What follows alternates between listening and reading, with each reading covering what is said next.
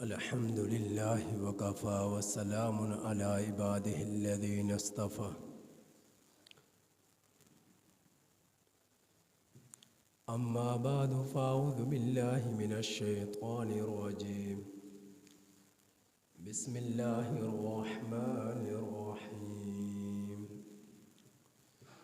والسابقون الأولون من المهاجرين والأنصار والذين اتبعوهم بإحسان رضي الله عنهم ورضوا عنه آمنت بالله صدق الله مولانا العظيم وصدق رسوله النبي الكريم ونحن على ذلك لمن الشاهدين والشاكرين والحمد لله رب العالمين۔ میرے واجب الاحترام عزیز سامعین حضرات، رجب المرجب کا مہینہ چل رہا ہے اور آخری عشرہ ہے، 23 تاریخ ہے۔ رجب کے مہینے اور رمضان کے درمیان صرف ایک مہینہ باقی ہے، شعبان کا، اور اس کے بعد رمضان ہے۔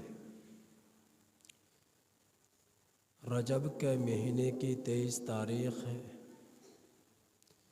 اور 22 تاریخ کو 64 لاکھ مربع میل پر اسلام کا پرچم لہرانے والی عظیم شخصیت، عظیم صحابی رسول صلی اللہ علیہ وسلم، کاتب وحی صلی اللہ علیہ وسلم، کاتب وحی محمد رسول اللہ صلی اللہ علیہ وسلم اس دار فانی سے پردہ فرما گئے۔ تو 22 رجب کو، رجب کا دن، حضرت امیر معاویہ رضی اللہ تعالی عنہ کے دنیا سے آخرت کی طرف منتقل ہو جانے کا دن ہے۔ نبی کریم صلی اللہ علیہ وسلم کے تمام صحابہ رضی اللہ تعالی علیہم اجمعین، جن کی تعداد کم و بیش 1,44,000 بتلائی گئی ہے، مورخین نے لکھی ہے، تمام کے تمام صحابہ رضی اللہ تعالی علیہم اجمعین کے لیے اللہ جل جلالہ نے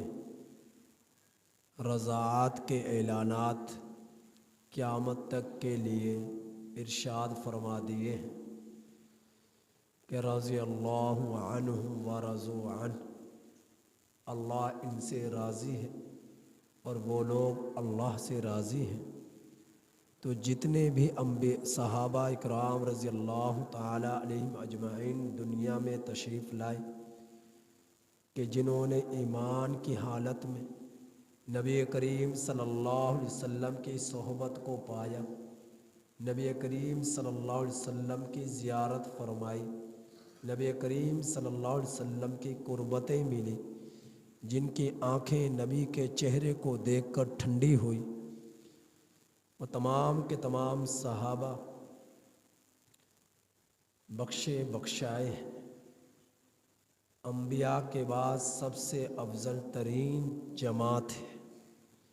حضرات صحابہ اکرام رضی اللہ تعالی علیہم اجمعین کی، اور ان تمام صحابہ میں صحابہ جو ہے ان کے لیے رضاعت کے اور بخشش کے جو اعلانات ہوئے ہیں، وہ ان کا نبی کریم صلی اللہ علیہ وسلم کی قربتوں کا مل جانا، صحبتوں کا مل جانا، اور نبی کریم صلی اللہ علیہ وسلم کے دیدار سے آنکھوں کے ٹھنڈک اور روحانیت اور خوشی تر و تازگی کا مل جانا اس بنا پر ہے۔ تو یہ دولت جو صحابہ کو ملی ہے وہ صحابہ کے بعد کسی اور کو نہ مل سکتی ہے، کیونکہ ملنے کے لیے نبی کا ہونا ضروری ہے، اور نبی آج دنیا میں موجود نہیں ہے، وہ دنیا سے پردہ فرما چکے ہیں۔ تو تمام صحابہ بخشے بخشائے ہیں، اور مراتب اور عظمتوں کے اعتبار سے ایک دوسرے پر صحابہ میں فضیلتیں ہیں۔ سب سے افضل ترین فضیلت اور عظمتیں رکھنے والے صحابہ وہ ہیں جو فتح مکہ سے پہلے ایمان لے کر آئے۔ ان سے افضل ترین وہ ہیں جو صلح حدیبیہ کے موقع پر موجود تھے، اور ان سے زیادہ عظمتوں والے وہ ہیں جو بدر کے اندر شریک تھے، غزوہ بدر کے اندر شریک تھے، اور ان سے افضل ترین وہ ہیں کہ جن کے لیے اللہ کا رسول صلی اللہ علیہ وسلم نے جنت کی بشارت سنائی، عشرۂ مبشرہ۔ اور ان میں بھی افضل ترین وہ ہیں جن کو خلفائے راشدین کہا جاتا ہے، سیدنا حضرت ابو بکر صدیق رضی اللہ تعالی عنہ، سیدنا عمر بن خطاب رضی اللہ تعالی عنہ، سیدنا شیر خدا حیدر کرار حضرت علی رضی اللہ تعالی عنہ، حضرت عثمان بن عفان رضی اللہ تعالی عنہ، چوتھے نمبر پر حیدر کرار شیر خدا حضرت علی المرتضیٰ رضی اللہ تعالی عنہ، جو داماد رسول صلی اللہ علیہ وسلم بھی ہیں۔ اور ان میں افضل ترین شیخین ہیں، یعنی شیخین سے کون مراد؟ حضرت سیدنا ابو بکر صدیق رضی اللہ تعالی عنہ اور سیدنا عمر بن خطاب رضی اللہ تعالی عنہ۔ اور ان دونوں میں بھی سب سے افضل ترین فضیلت اور عظمتیں رکھنے والے